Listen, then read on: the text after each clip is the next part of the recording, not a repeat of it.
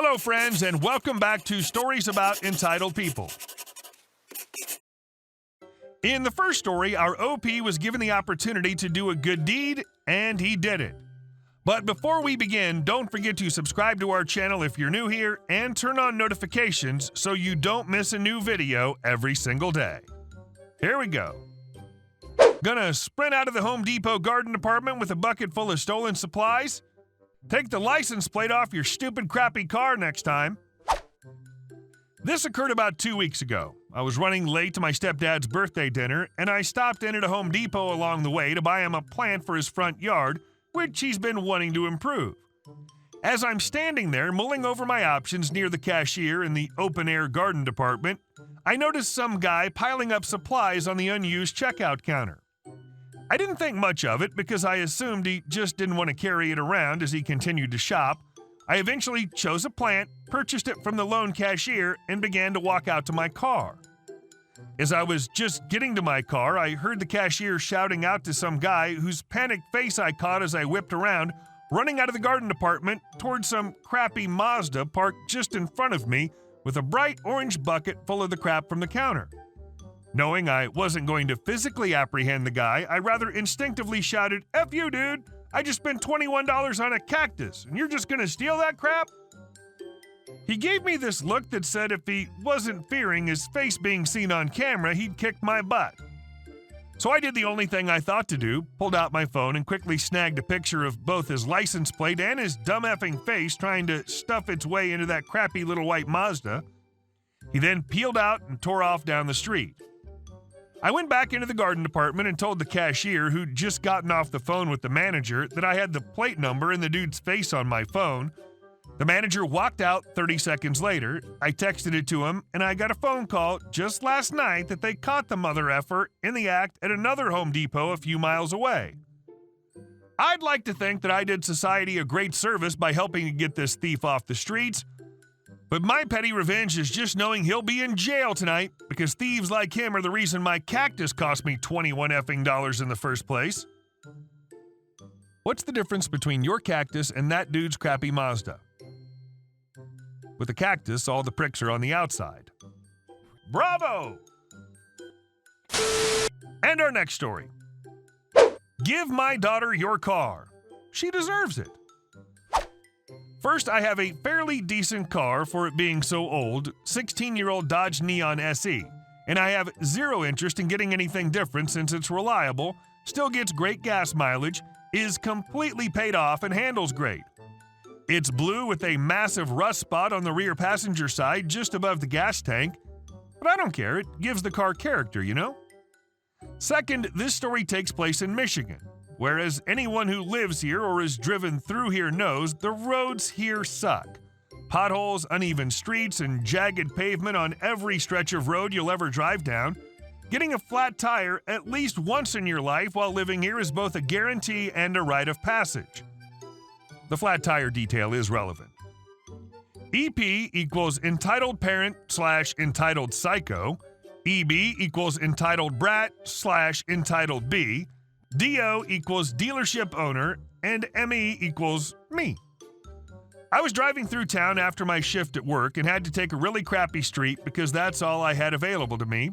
I do my best to avoid potholes, but I still end up striking a few anyway, and lo and behold, my rear driver's side tire takes a hit. I can feel that something's wrong with the tire, so I pull off the road into the nearest open drive I could find. Turns out I picked a used car lot and had plenty of room to inspect the damage.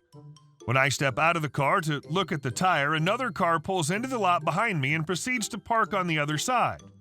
I noticed that the tire was low, but not flat, because fortunately that pothole only loosened the seal on the stem valve, and I could fix it with the can of Fix-A-Flat that I kept in my trunk. While I'm fussing with my tire, the dealership owner comes out to greet me, most likely assuming I'm there to either trade in my car or shop around. When he sees my tires low, he insists I slowly pull my car further away from the side of the road and up toward the front of the dealership building out of safety concerns. I agree and move my car where instructed. Turns out I was being watched by a dreaded EP and her demonic spawn.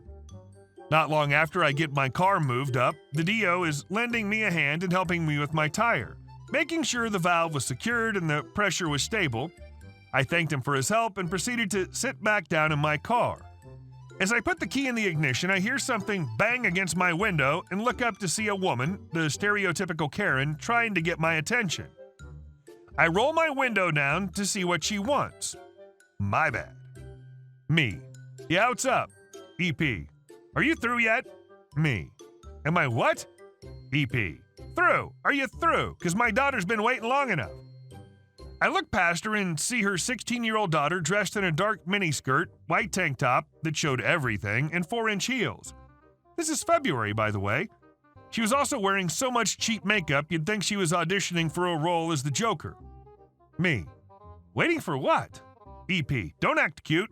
She needs her turn. You've taken up enough of our time. Me. What are you talking about? EP. Are you stupid? Your test drive's over. It's EB's turn now. The EB's standing behind her EP with her arms crossed over her chest and giving me a smug, "Wow, all you commoners are so stupid" type of grin on her arrogant face. Me. Oh! I figure it out quick and try to defuse the situation. I wasn't on a test drive. I said get out! This is my car. No, it's not. I just saw you pull back into the lot. We were behind you the whole time, so don't try to lie to me. I wasn't. You didn't even go inside the building to sign the paper, so I know you're lying to me. You didn't buy this car. You're just being a stubborn little bee. No, this is my car. I have the What the F is wrong with you? Get out now. No, this is my car. No, it's not. My daughter wants it, and I'm going to buy it for her right now. She tried to pull open my door, but thankfully I locked it when I got inside. Give me the key. Before I had a chance to say anything else, she reached through my window and made a grab for the key in the ignition.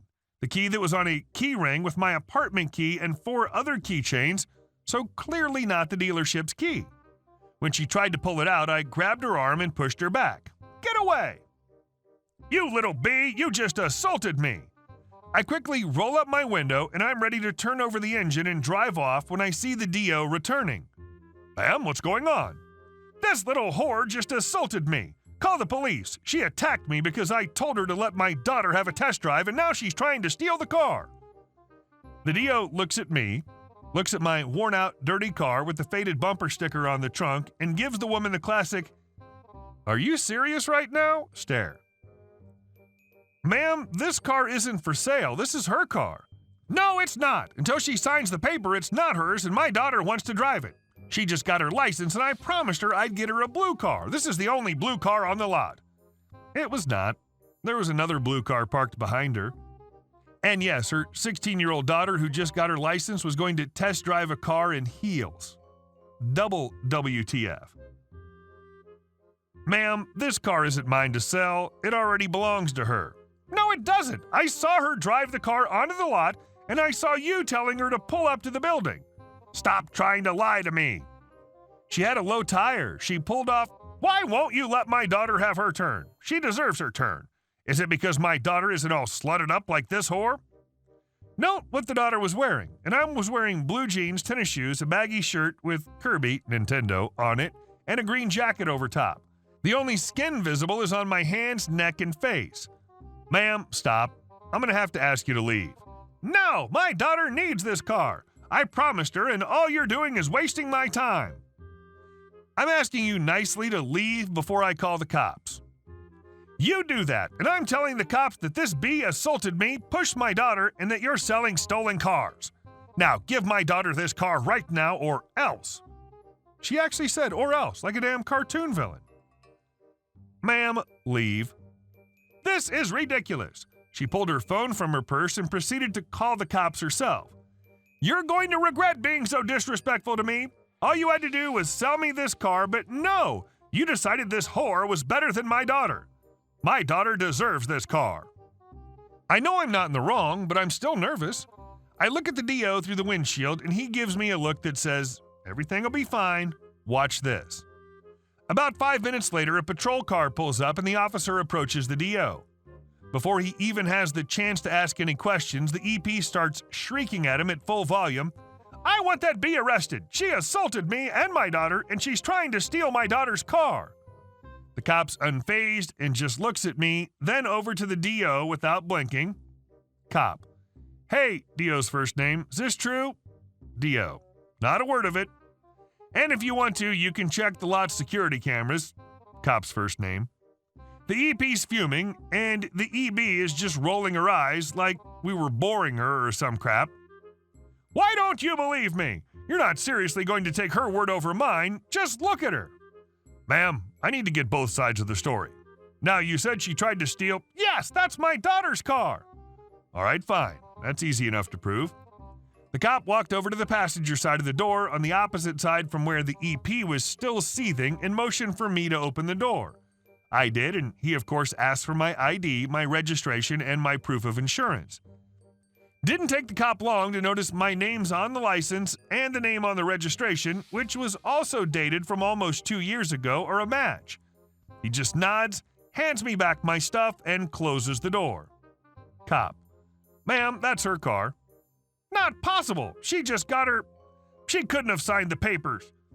Why are you all against my daughter? She needs a car. Ma'am, you do realize it's a crime to file a false police report? This car isn't stolen, and I seriously doubt she assaulted you. I'm going to look at the cameras, and if I find that you're lying to me, EP grabbed EB's arm and pulled her along. F this place. All these cars are pieces of crap anyway. My daughter deserves better than anything that slut would ever drive. The cop sticks around until the EP leaves, apologizes to me for the disturbance, and wishes me a good day. Before he left, he said bye to the DO, again calling him by his first name, and was on his way. DO. Don't worry about her. I don't think she'll be back. And if she does show up again, my brother, the cop, will be back too. After slipping me a business card, joking that if I ever needed another car in the near future, he'd ensure that no crazy people were hiding in the trunk, I thanked the man for coming to my rescue, drove off, and I've been trying to figure out why my old car was so important to the EP ever since. Seriously, it's not that great of a car. It's old, it's losing its pep, it needs some TLC, but I still love my blue B-turd. Maybe the many years of Aquanet and cheap makeup got to Karen's brain. Hey guys, thank you all for watching the video. I'll see you in the next one.